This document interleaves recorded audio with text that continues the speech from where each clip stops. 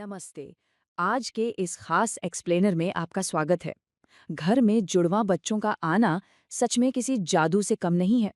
ये एक ऐसा शानदार अनुभव है जो बहुत कम लोगों को नसीब होता है। लेकिन हम सब जानते हैं कि इस जादुई सफर में कई अनोखी चुनौतियां भी छिपी होती हैं। आज का ये एक्सप्लेनर खास तौर पे नए माता-पिता के लिए एक सपोर्टिव गाइड के रूप में तैयार किया गया है। हम उन 5 सबसे आम गलतियों के बारे में बात करेंगे जो अक्सर अनजाने में हो जाती हैं और देखेंगे कि कैसे कुछ छोटे-छोटे बदलाव इस पूरी जर्नी को बहुत आसान और मजेदार बना सकते हैं। शुरू करने से पहले एक बहुत ही दिलचस्प सवाल पर गौर करते हैं। जुड़वा बच्चों की परवरिश को लेकर सबसे बड़ी गलतफहमी क्या है? जब भी जुड़वा बच्चों की खबर मिलती है तो दिमाग में एकदम से एक परफेक्ट पिक्चर बन जाती है। एक जैसे प्यारे प्यारे कपड़े, एक साथ खेलना, एक ही समय पर सोना। लेकिन असलियत? जब ये उम्मीदें वास्तविकता से टकराती हैं तो ये नए माता पिता के लिए काफी भारी पड़ सकता है। सबसे बड़ी गलतफहमी ये होती है कि जुड़वा बच्चे बिल्कुल एक जैसे होते हैं, इसीलिए उन्हें पालने का तरीका भी एकदम सेम होना चाहिए। सच कहूं तो सारे तनाव की शुरुआत बस यहीं से हो जाती है। इस परेशानी को सुलझाने के लिए हमने आज की इस चर्चा को 5 बहुत ही आसान हिस्सों में बांटा है। हम जुड़वा बच्चों की परवरिश के सफर, उनकी अपनी अलग पहचान बनाने, सामान और गियर के मैनेजमेंट, नींद और डाइट को समझने और सबसे आखिर में जो अक्सर छूट जाता है, माता-पिता की खुद की देखभाल पर बात करेंगे। तो चलिए, बिना किसी देरी के अपने पहले भाग की तरफ बढ़ते हैं। देखिए, ये समझना बहुत जरूरी है कि जुड़वा बच्चों को पालना एक बेहद खास लेकिन उतना ही चैलेंजिंग काम है। ये सच में एक डबल ब्लेसिंग है, लेकिन भाई इसके साथ आने वाली मेहनत भी तो डबल होती है।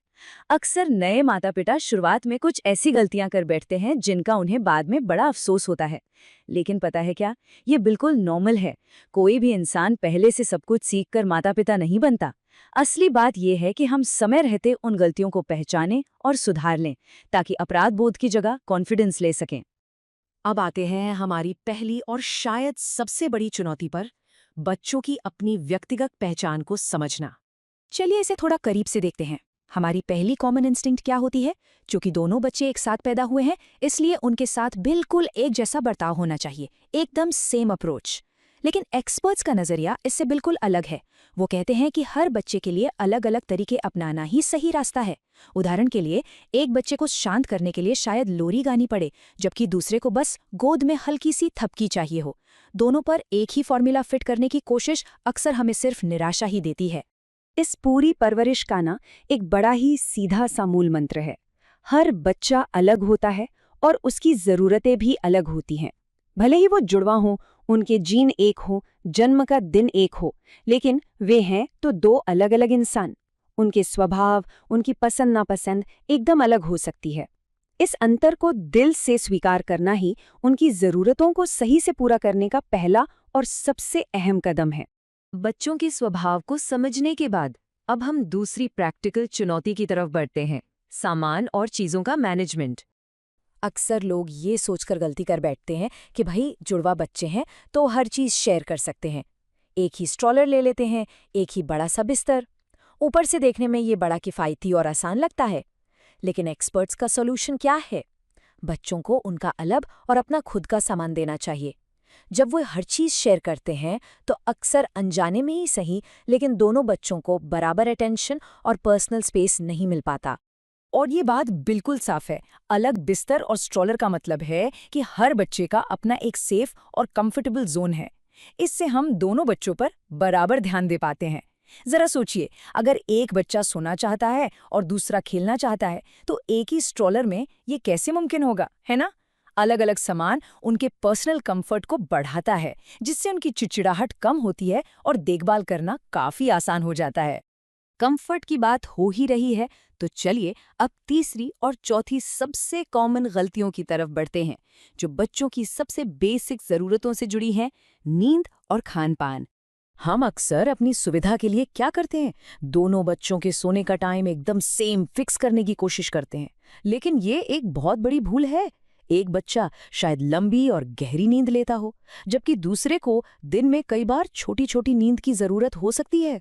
उनकी आराम की इन अलग अलग जरूरतों को इग्नोर करना एक तरह से उनके स्वास्थ्य के साथ समझौता करने जैसा है। जबरदस्ती एक ही टाइम पर सुलाने के चक्कर में ना तो बच्चे ठीक से सो पाते हैं और ना ही हमें आराम मिल पाता है। तो सबसे अहम बात यह है कि हमें उनकी ज़रूरतों को अलग अलग समझना होगा, चाहे वो नींद हो या खान पान। जैसे एक ही समय पर सुलाना गलत है और एक्सपर्ट्स अलग अलग रेस्ट टाइम तय करने की सलाह देते हैं, ठीक वैसे ही डाइट में भी बिल्कुल एक जैसा खाना खिलाना एक बड़ी गलती है। हो सकता है एक बच्चे को मीठा ज़्यादा पसंद हो और दूसरे को नमकीन। उनके स्वाद और न्यूट्रिशन की ज़रूरतों को अलग अलग समझना बहुत बहुत ज़रूरी है। जब खाने में वैरायटी होती है और वो बच्चे की अपनी पसंद के हिसाब से होता है, तो उसका असर तुरंत दिखता है।